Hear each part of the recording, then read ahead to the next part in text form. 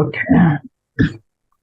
तो hello everyone, my name is Himanshu Saraswat and हम पिछले लेक्चर में पढ़ रहे थे, पिछले सेशन में पढ़ रहे थे न्यूक्लियाई, जो कि हमारा चैप्टर नंबर 13 था। तो आज हम इसी को कंटिन्यू करेंगे। इसके बचे हुए कुछ क्वेश्चन हैं, उनको भी करेंगे। तो पहले थोड़ा सा रिवाइंड कर लेते हैं, हमने क्या क्या किया था। तो कल हमने अपने क्वेश्चंस के जरिए न्यूक्लियस, न्यूक्लियोइड्स, इनके बारे में डिस्कस किया था। और न्यूक्लियॉन क्या होते हैं? न्यूक्लियॉन क्या होते हैं? प्रोटॉन प्लस न्यूट्रॉन, उन मतलब दोनों को ही न्यूक्लियॉन बोलते हैं। मतलब उन पहले क्या है, इनको नाम नहीं दिए गए थे, प्रोटॉन और न्यूट्रॉन, तो इसलिए उनको दोनों को मिला के न्यूक्लियॉन बोलते थे। जो न्यूक्लियस के अंदर पाए जाते हैं उनको न्यूक्लियॉन बोलते हैं, ऐसा था। ओके। और फिर हमने हाफ लाइफ, इससे ऐसी चीजों से रिलेटेड क्वेश्चंस भी देखे थे। ओके। तो आज हम इसी को कंटिन्यू करेंगे और जो भी आगे के बचे हुए क्वेश्चंस हैं उनको भी देखेंगे। सो हमने 19th क्वेश्चन तक हमने शायद इसका आंसर मतलब क्वेश्चंस देख लिए थे, कैसे कैसे करते हैं। आज हम हमारे सामने वैसे बहुत कम क्वेश्चंस रखे हुए हैं, बट इन जो भी बचे हुए क्वेश्चंस हैं इनको अच्छे से डिस्कस करेंगे, बहुत अच्छे से डिस्कस करेंगे। Okay. So now come to the question number 19, जो कि हमारा पहला क्वेश्चन है आज का। ओके। तो 19th क्वेश्चन को आप पढ़िए। क्वेश्चन क्या कह रहा है? क्वेश्चन है, are the nucleon fundamental particles. तो न्यूक्लियन जो है फंडामेंटल पार्टिकल है। हाँ, जैसा कि हमने कल पढ़ा था, इसको हम फंडामेंटल पार्टिकल्स के अंदर ही गिनते हैं। ओके। और क्या है? और they consist of still smaller parts. नहीं, ये फंडामेंटल पार्टिकल नहीं है, इसके अंदर भी पार्ट्स होते हैं। जैसे कि इनको प्रोटॉन प्लस न्यूट्रॉन के योग से जोड़ा जाता है, तो इसी प्रकार हम इसको भी बोल सकते हैं। ओके। नेक्स्ट है, one way on one way to find out the it to prove a nucleon just as Rutherford Math proved as atom. What should be the kinetic energy of an electron of it to be able to prove a nucleon? Assume the diameter of nucleon to be approximately 10 power minus 15. तो हमें kinetic energy निकालनी है एक nucleon की, जबकि इसका diameter दे रखा है 10 पावर माइनस 13। तो चलिए हम चलते हैं अपने नोट पैड पे। तो पहले स्टेप को क्लोज करते हैं। ये है हमारा टैब। तो हमने ये वाला शायद क्वेश्चन कल देखा था। सो इसी को आगे थोड़ा सा बढ़ाते हैं। क्या था कल ये कि हम ये कह रहे थे कि जो न्यूक्लियन है वो प्रोटॉन और न्यूट्रॉन के योग से मिलकर बना होता है। मतलब योग ऐसा नहीं कुछ ऐसा पार्टिकल है और आपस में जुड़ गया, ये नहीं। मतलब न्यूट्रॉन भी है उसमें और प्रोटॉन भी है, उसको उस एक चीज को हम बोलते हैं न्यूक्लियन। ओके। और इसी के साथ हमने देखा था एक equation, lambda equal to H by P. क्या था? Lambda equal to H by P. और क्या था? Kinetic energy equal to potential energy, ये भी देखा था। ओके। सो नेक्स्ट और क्या था हमारे पास? आज मैंने थोड़ा सा ये अपना नोट पैड क्या है ना जो लिखते हैं वो थोड़ा चेंज किया है, इसलिए ये डायमेंशन मेरे को अभी थोड़ा पता नहीं है। ओके। तो E equal to H C by lambda, ये आपको पता है इक्वेशन। एच यहाँ पर होता है एक कांस्टेंट, सी होता है मतलब speed of light, speed of light, और लेमडा वेवलेंथ। ओके, ये वेवलेंथ हो गई। सो ये जो होता है एनर्जी का फॉर्मूला होता है एच सी बाई लेमडा। तो हम कह सकते हैं कि अगर काइनेटिक एनर्जी और पोटेंशियल एनर्जी सेम है, अगर काइनेटिक एनर्जी और इक्वल टू है पोटेंशियल एनर्जी, तो हम क्या कर सकते हैं, इसको एच सी बाई लेमडा भी लिख सकते हैं, और एच सी बाई लेमडा लिखते हैं तो इसकी वैल्यू अगर कैलकुलेट करके देते हैं हम होते हैं, तो वैल्यू क्या होती है? देखो एच की वैल्यू क्या होती है, कांस्टेंट है जो कि 6.6 इंटू 10⁻−34, हम इसकी वैल्यू लेके चलते हैं, इंटू सी। सी कितना होता है? Speed of light 3 into 10 meter पर सेकेंड अपॉन 10⁻−15, और इलेक्ट्रॉन वोल्ट 1.6 इंटू 10⁻−19। देखो ये जो होगी ना, इसको हटा के 1.6 को हटा के ये आएगी, जो एनर्जी आएगी इसकी, ये एनर्जी उस मतलब जो मीटर वाले फॉर्म में होती है ना, जो इसकी ओरिजिनल यूनिट्स होती हैं उनमें होती है, और इसी को जूल होती है ना, जूल इसकी एनर्जी का जूल, तो ये जूल में आएगी। अब इसी को इलेक्ट्रॉन वोल्ट में कैलकुलेट करना है तो 1.6 × 10⁻−19 से डिवाइड देना पड़ेगा, डिवाइड दे दिया, और इसको ओवरऑल कैलकुलेट करेंगे तो इसकी काइनेटिक एनर्जी जो है हमारे पास आ जाएगी 10 पावर अप्रोक्सीमेटली 10⁻9 इलेक्ट्रॉन वोल्ट।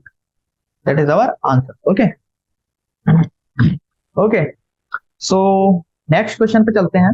सो नेक्स्ट क्वेश्चन क्या है हमारा, यही देखते हैं इसको। सो नेक्स्ट क्वेश्चन है कि एक न्यूक्लियाइड है, न्यूक्लियाइड, न्यूक्लियाइड को आप हाईलाइट कर सकते हो। तो एक न्यूक्लियाइड है, nuclide 1 is said to be mirror isobar of nuclide 2। मतलब दो न्यूक्लियाइड्स हैं, तो आइसोबार जो है वो आपस में कह रहे हैं हम, अगर कब होता है, if Z1 equal to N2 and Z1 equal to N2 and Z2 equal to N1, तो what nuclide is a mirror isobar of 1123 Na। तो 1123 Na का हमें आइसोबार निकालना है, मिरर आइसो। तो मिरर आइसोबार में क्या होता है कि एक का मतलब पहले वाले एटम का जो होता है इलेक्ट्रॉनिक मतलब वेट, वो नंबर ऑफ इलेक्ट्रॉन या प्रोटॉन के बराबर होता है दूसरे वाले के, दूसरे वाले का इलेक्ट्रॉनिक वेट पहले वाले के इलेक्ट्रॉन उसके बराबर होता है। तो ऐसा है या नहीं हमें चेक करना है। तो what nuclide is the mirror isobar, तो यानी कि वो जो रहेगा ना हमारे पास Na1123 ना, तो हमें एक X डिक्लेयर करना है जिसका 23 प्रोटॉन्स हो और 11 उसका बाहर हो, मेरा isobar. Okay, sorry, Z1 equal to N2, जो Z1 है ना 23, वो नंबर ऑफ एलिमेंट्स के बराबर होना चाहिए ये, और Z2 जो है वो N1 के बराबर होना चाहिए, मतलब यही। ओके, तो ऐसा है या नहीं हम देखते हैं। So according to the question, मतलब जो भी है देखा था, सो ये जो 11 सोडियम है ना, 11 सोडियम 23, इसका Z1 क्या है?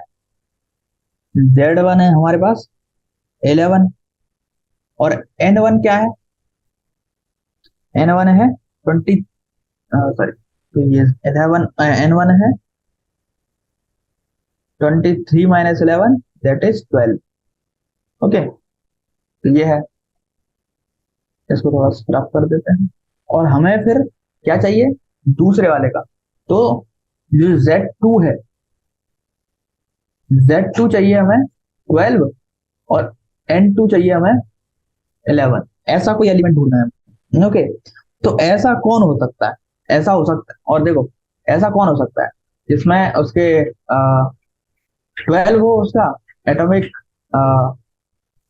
नंबर ऑफ प्रोटॉन्स बोल सकते हैं इसको, या नंबर ऑफ इलेक्ट्रॉन बोल सकते हैं। तो 12 इसका इलेक्ट्रॉनिक परमाणु।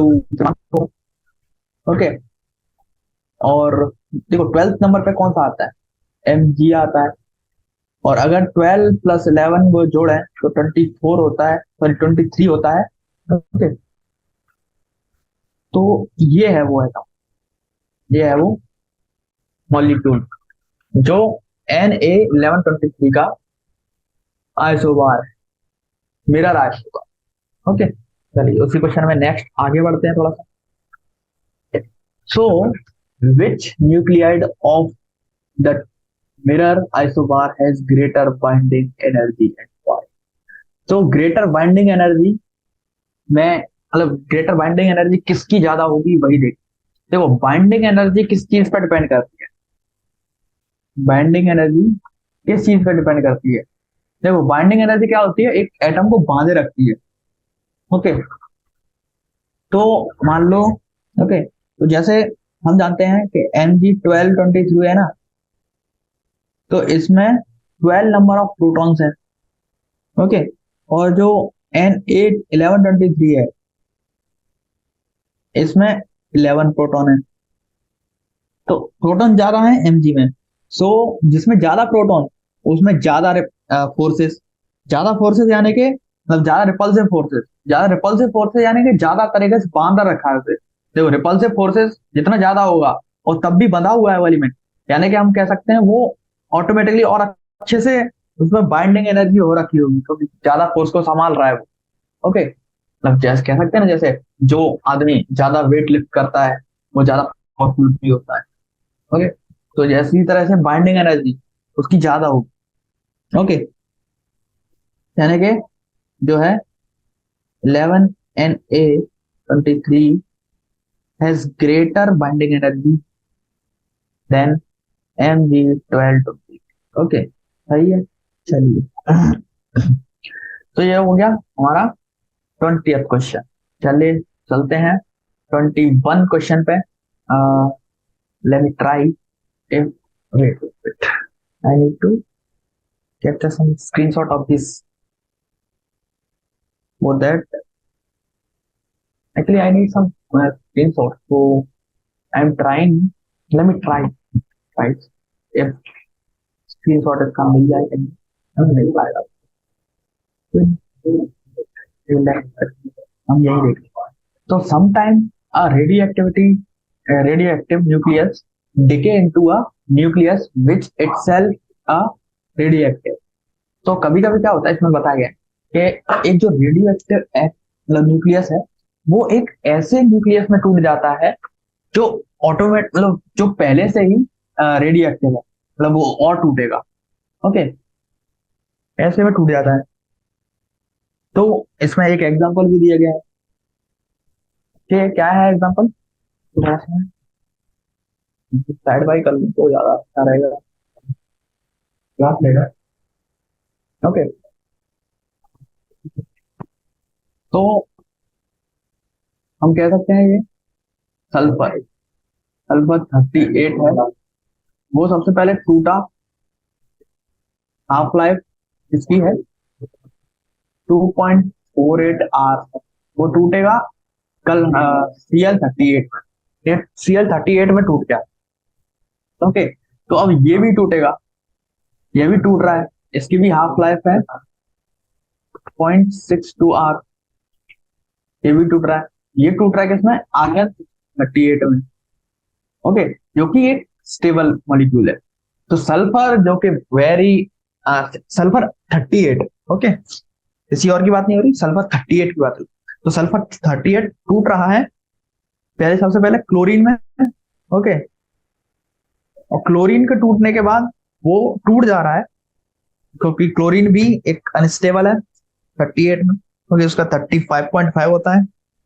ये टूट जा रहा है Rn38 में, जो कि बहुत ज्यादा स्टेबल है। ओके, तो इस तरह से टूट रहे हैं। तो इस प्रक्रिया में कुछ मतलब हार्श हो रहा होगा एनर्जी का, तो वो क्या है वही देख।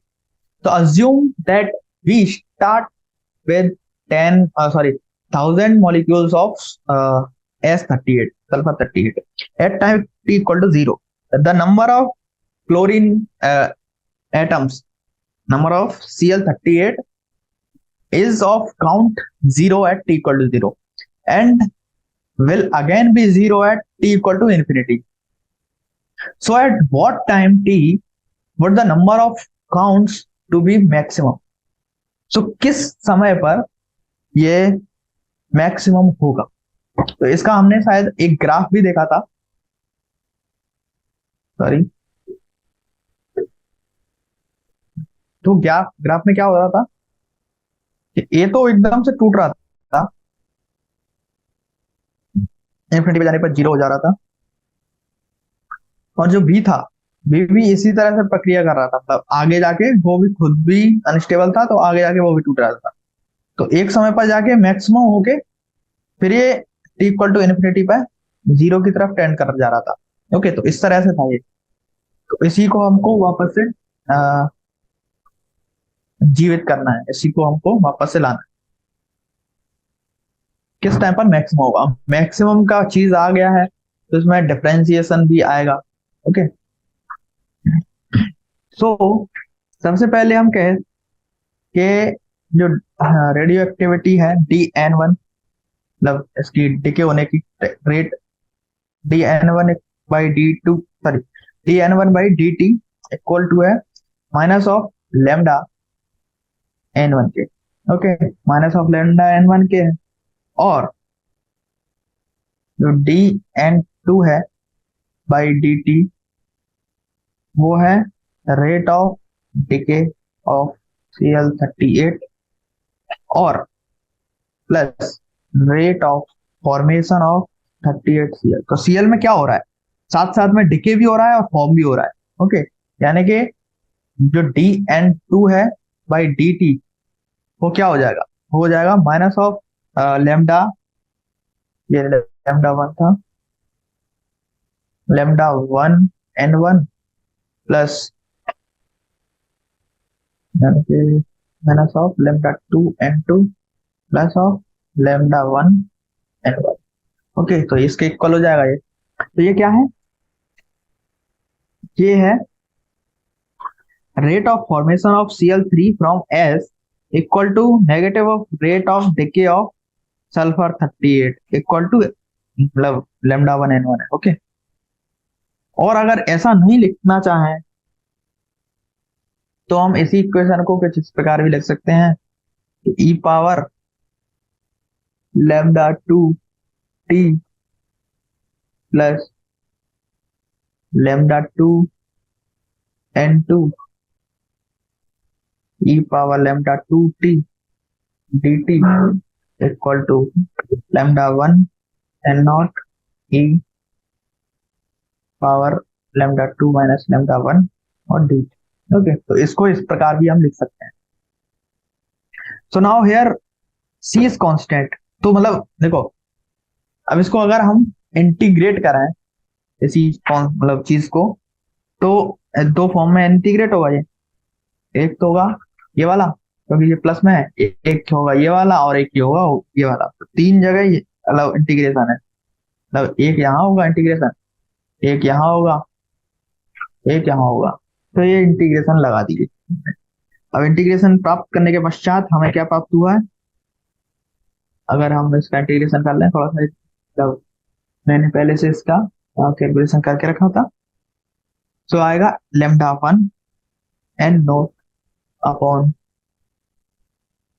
लेमडा 2 - लेमडा 1 ई पावर माइनस लेमडा 2 - लेमडा 1 और टी प्लस सी। ओके, तो ये आ गया हमारे पास यहाँ पे T plus C. Okay, so now here C is constant, C constant है। सो हम क्या कर सकते हैं, at T equal to 0, t 0 पर N2 0 था, तो यहां से हम सी की वैल्यू निकाल सकते हैं। सी आ जाएगा माइनस लेमडा 1 N0 अपॉन में लेमडा 2 - लेमडा 1। तो ये आ गया सी का वैल्यू। ओके, तो सी का वैल्यू हमारे पास आ गया। सो अब यहां से हम N2 भी निकाल सकते हैं, पुट करके इक्वेशंस को। N2 यहां से क्या आ जाएगा, lambda 1 N0 upon lambda 2 - lambda 1 और e power minus lambda 1 t minus E power minus of lambda 2t। Okay, ये आ गया N2। देन अब इसको N2 को हमें मैक्सिमम करना है। अब मैक्सिमम करने के लिए क्या है, dN2/dt इक्वल टू 0 करना होगा हमें। ओके, तो ये करेंगे तो हमें क्या प्राप्त होगा, इसका मतलब डिफरेंशिएशन कर देना जस्ट। तो d of dt e power minus lambda 1t minus of e power minus lambda 2t equal to 0 करना है। ओके, तो ये करेंगे हम। तो यहां से हमारे पास t की वैल्यू क्या आएगी, ln लेमडा 1/लेमडा 2 अपॉन लेमडा 1 माइनस लेमडा। तो t की वैल्यू आ गई। अब हम, तो इस टाइम पर, ये जो टाइम आया ना, तो इस टाइम पर उसके मॉलिक्यूल्स बहुत मैक्सिमम होंगे। एट व्हाट टाइम क्वेश्चन, इस टाइम पर। इसको थोड़ा सा अच्छे से लिख दें क्योंकि ये पेन के कारण अच्छे से लिखा नहीं गया है। तो t equal to ln lambda 1 upon lambda 2 divided by lambda 1 minus of lambda. So ये है वो टाइम जिस टाइम पर क्लोरीन के जो है मॉलिक्यूल सबसे ज्यादा हो। ओके, तो आई थिंक यहाँ तक आपको सबको समझ में आ गया होगा। ओके, चलिए तो नेक्स्ट क्वेश्चन पे चलते हैं। हमारे पास अब 4 क्वेश्चन और शेष रह गए हैं। हम प्रयास करेंगे कि ये 4 क्वेश्चंस अच्छे से समझाए जाएं ताकि आपको बहुत अच्छे से समझ में आए इस चैप्टर, क्योंकि ये जो लॉन्ग क्वेश्चंस होते हैं ना, इसी में कंसेप्ट छुपे होते हैं। नॉर्मल वाले में क्या है ना, कॉन्सेप्ट इस तरह से नहीं छुपे हो सकते। इसमें बहुत सारे कॉन्सेप्ट एक साथ लग जाते हैं ताकि हम इसको अच्छे से कर सकें। ओके, तो क्वेश्चन नंबर 24 है, deuterium is a bound, wait a minute. Okay, so question है, जो ड्यूटेरियन है, deuteron is a bound state of neutron and a proton. So deuterium deuterium क्या होता है, ड्यूटेरियम देखो, हाइड्रोजन, ड्यूटेरियम, ट्राइटियम, ये तीन होते हैं हाइड्रोजन के आइसोटॉप्स। आइसोटॉप मतलब जिसमें नंबर ऑफ प्रोटॉन सेम हो। So deuteron is a bound state of a neutron and a proton, जिसमें एक प्रोटॉन होता है और एक होता है न्यूट्रॉन। ओके, तो ये दिया गया है। नेक्स्ट, उसकी बाइंडिंग एनर्जी जो है बी, वो दी गई है हमें। सो डी इक्वल टू होता है 1 प्रोटॉन + 1 न्यूट्रॉन। ओके, और इसकी बाइंडिंग एनर्जी भी हमें दी गई है, that is 2.2 mega electron volt. Okay, तो 2.2 मेगा इलेक्ट्रॉन वोल्ट इसकी एनर्जी है। सो a gamma ray of energy E is m to a deuteron nucleus to try a break it into a neutron plus proton such that the N and P move in the direction of the incident gamma ray if E equal to B, so that this cannot happen, hence calculate how much bigger than B must E for such a process to happen। मतलब हमें ये पता पाना है, एक बार इसको थोड़ा सा अलग करना पड़ेगा क्योंकि बी और ई सिंबल इनमें अलग अलग ले रखे हैं। तो बाइंडिंग एनर्जी हम लिख देते हैं, बाइंडिंग एनर्जी। ओके, तो इसमें हमें ये ज्ञात करना है कि एक, सबसे पहले तो ये ज्ञात करना है कि टूटे के बनेगा या मतलब बनेगा या नहीं। और इन्होंने ये भी दे दिया बनेगा ना नहीं, नॉर्मल पे। तो अगर हमें जबरदस्ती बनाना ही है तो हमें ऐसा क्या करना चाहिए ताकि जिससे ये बन जाए। ओके, सो इसके लिए हम क्या करें, सबसे पहले हमें ज्ञात होना चाहिए। ओके, तो E-B क्या होता है, ये सबसे पहले ज्ञात होना चाहिए हमें।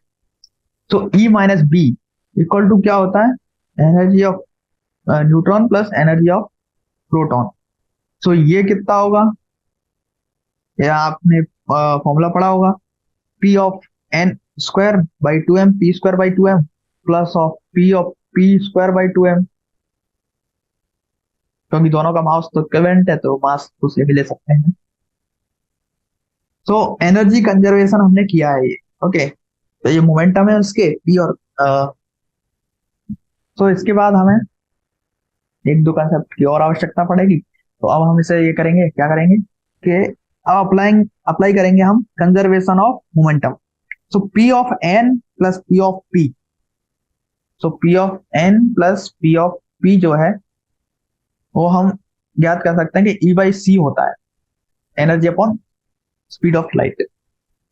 सो as E equal to B है, सो देखो इसमें दिया था ना ई इक्वल टू बी है, तो ये जो है P N plus P P ये जीरो होगा। और अगर ये जीरो है, सॉरी पी स्क्वायर जो है ना इक्वल टू बी है ना, तो P square plus P square, ये पी है ये पी एन है, ये इक्वल टू जीरो होगा इस इक्वेशन से। सो इट ओनली हैपन, ये कब होगा, ये तभी होगा जब P of N equal to होगा पी ऑफ पी के, मोमेंटम ऑफ न्यूट्रॉन होगा बराबर पी मोमेंटम ऑफ प्रोटॉन के। तो the equation two, equation two हमारी ये थी, ये टू है इक्वेशन। ओके, चलिए तो आगे देखते हैं कि जो कि इक्वेशन टू है वो कभी सेटिस्फाई ही नहीं करेगी, ऐसा कभी सेटिस्फाई होगा नहीं कि कैन नॉट टेक प्लेस। तो हम कह सकते हैं कि ई इक्वल टू बी जो है equal to B plus X हो सकता है, वेयर एक्स जो है बहुत ज्यादा ज्यादा छोटा हो बी से।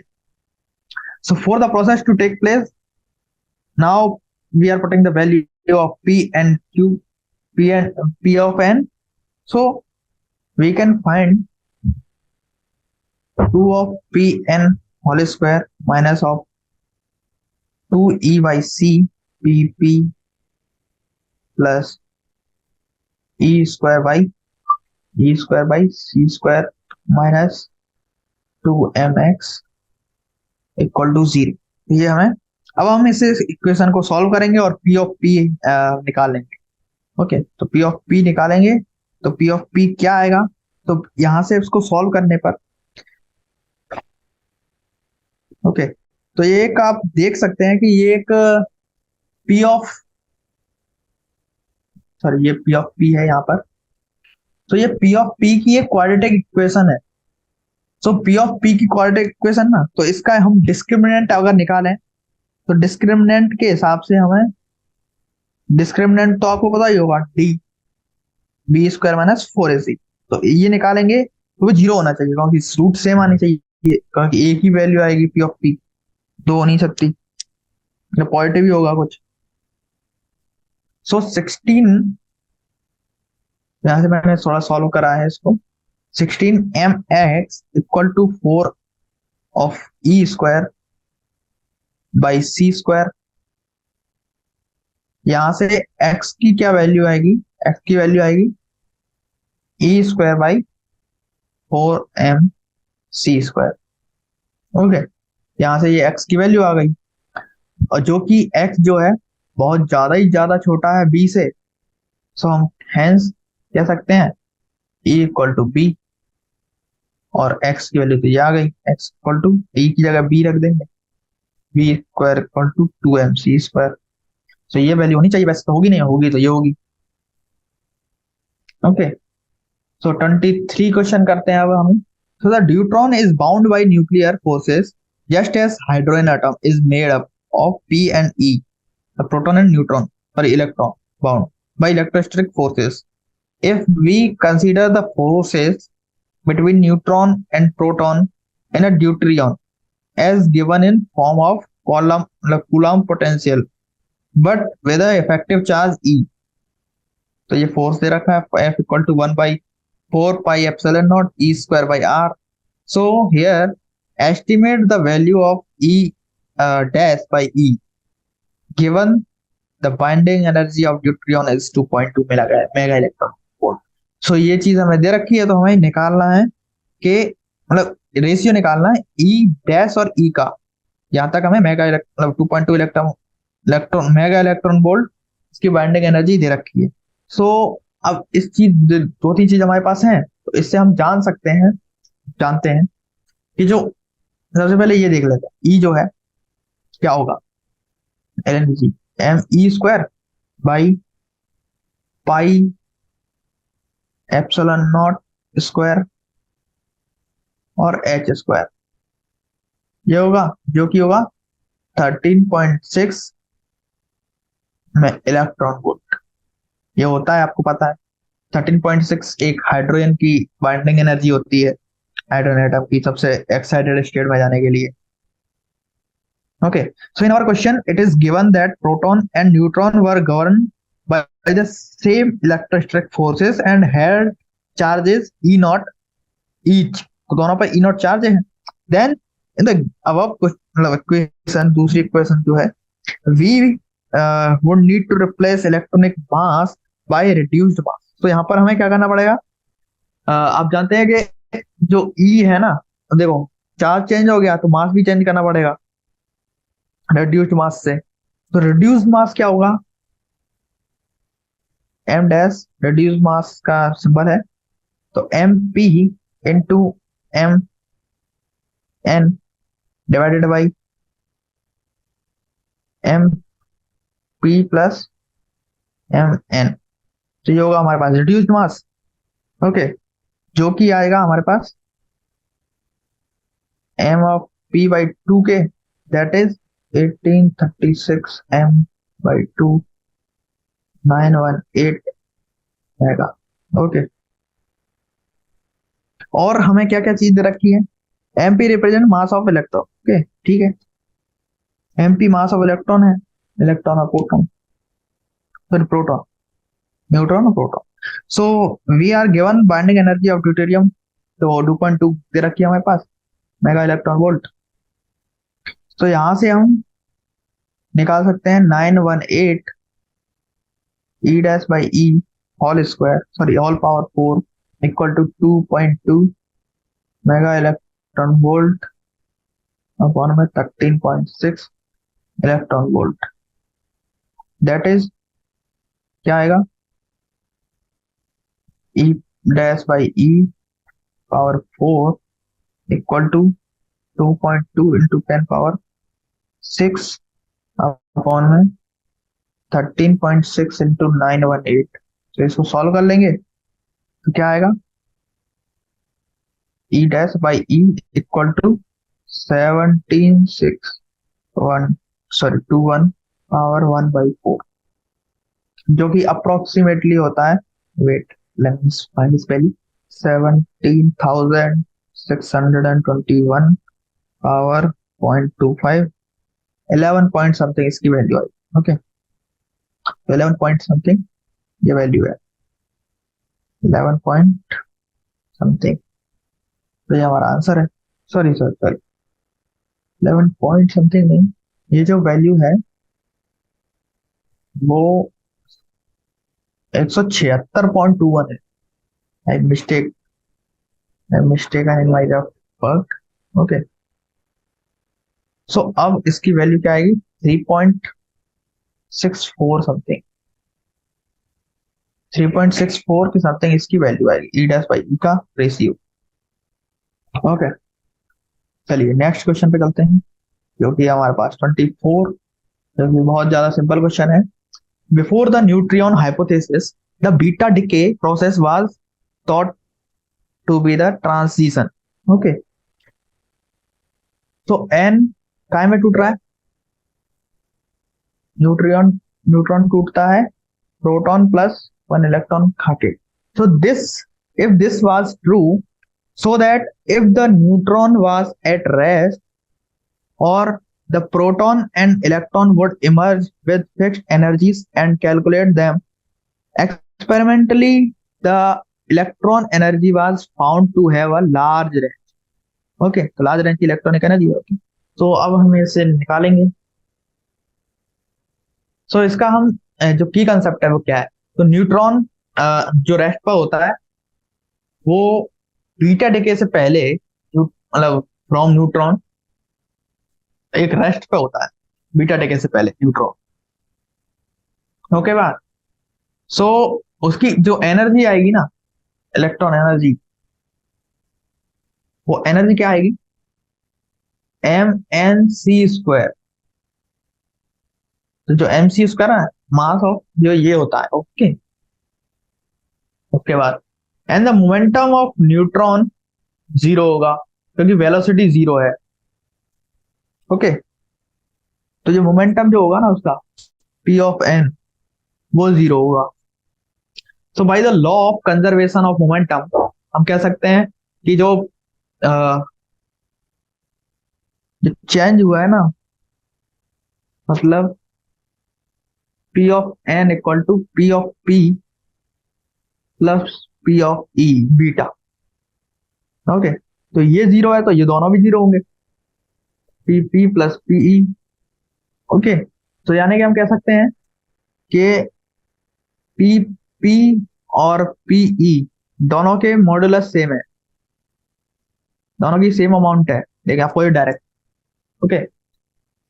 सो also we can find the value of e, that is mp² c⁴ plus p² pc² power 1/2। और यही आगे निकालना है, ई ऑफ, मतलब यही ई के लिए निकाला है, तो ये आ जाएगा m(e²c⁴ plus p of e power e²c²। Okay. और 1/2। तो यहाँ पे अभी कंजर्वेशन ऑफ लॉ लगाएंगे, तो इक्वल करेंगे दोनों को।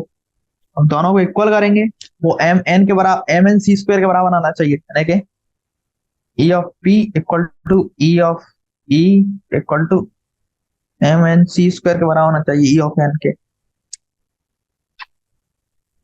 तो यहां से हम कुछ वैल्यू फाइंड कर सकते हैं, जैसे mec² फाइंड कर सकते हैं, mp² फाइंड कर सकते हैं। मतलब फाइंड क्या, हम हमें पता है mc², एक प्रोटॉन की एनर्जी कितना होती है, 936 मेगा इलेक्ट्रॉन वोल्ट होती है। ओके। और एम एन जो c² है न्यूट्रॉन की, वो होती है अप्रोक्सीमेटली 938 मेगा इलेक्ट्रॉन वोल्ट। और बीटा की होती है 0.51 मेगा इलेक्ट्रॉन वोल्ट। ओके।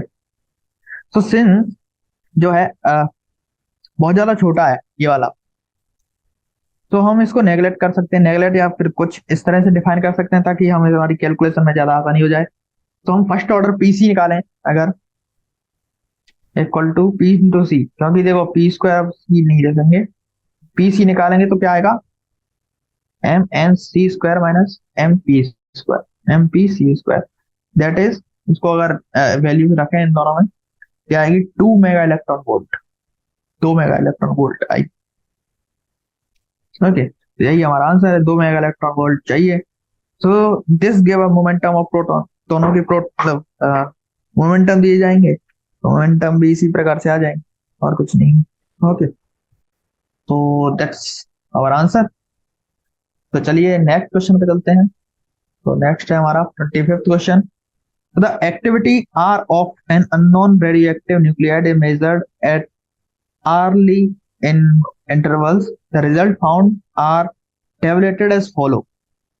तो एक टेबल बनाई है, तो उसमें रिजल्ट इसके दे रखे हैं, इसकी एक्टिविटी के। तो आर जो है एच, सॉरी, आर में दिया गया घंटे, तो घंटों के हिसाब से इसकी आर दे रखा है, MBQ एक्टिविटी दे रखी है इसकी। तो पहले 0 पर कितनी है एक्टिविटी, 100%।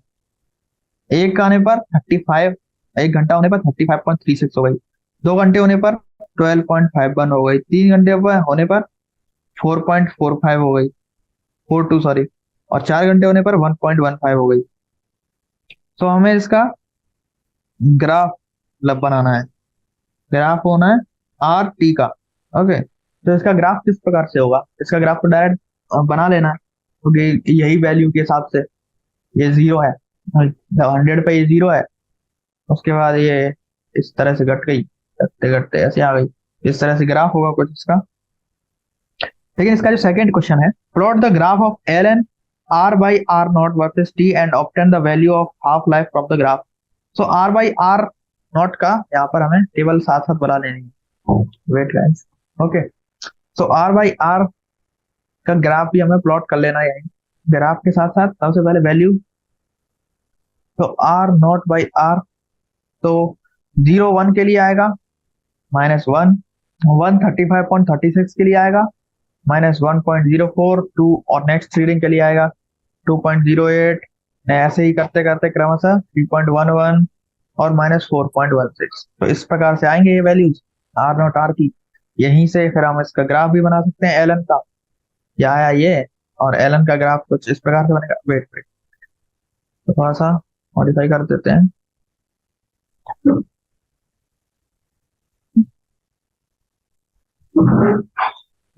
ये कुछ इस प्रकार से होगा, ऐसे हम ग्राफ्स का बनाते जाएंगे और बनते जाएगा। ओके, तो इस प्रकार का ये ग्राफ होगा। और यहाँ से अगर हम इसकी हाफ लाइफ कैलकुलेट करें तो lambda equal to minus of 4 point, कोई सी भी दो रीडिंग ले लेंगे, 4.16 माइनस 3.11 बाई 1 करेंगे, तो ये कितना आएगा 1.05 आवर्स, 1.05 आवर्स आया lambda R N work, sorry. और यहीं से हम इसकी हाफ लाइफ निकालें तो 0.693 बाई लेमडा करेंगे, तो कितनी आ जाएगी 0.66 आर इसकी, हाँ मतलब 0.66 आर से इसकी हाफ लाइफ आ गई। तो ये सारे हमारे क्वेश्चन हो गए। अब बचा कौन सा, लास्ट 26।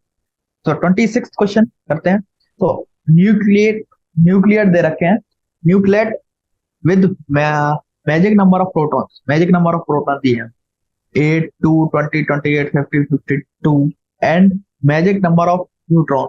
तो मैजिक नंबर ऑफ प्रोटॉन दे रखे हैं और मैजिक नंबर ऑफ न्यूट्रॉन्स दे रखे हैं, जो कि इसके मतलब इस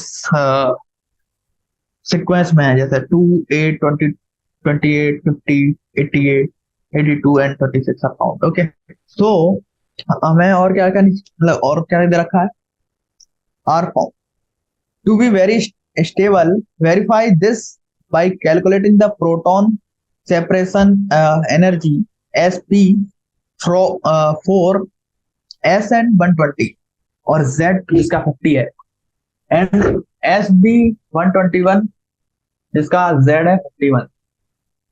ओके, तो द प्रोटॉन सेपरेशन एनर्जी दे रखा है sp इक्वल टू, ये कुछ कुछ उनकी इक्वेशन दे रखी हैं, in दे रखा है, इसका मतलब इसका इलेक्ट्रॉनिक वेट दे रखे हैं कुछ कुछ मॉलिक्यूल्स के। ओके, तो हमें निकालना है पहला क्वेश्चन। सबसे पहले हम डालते हैं फर्स्ट।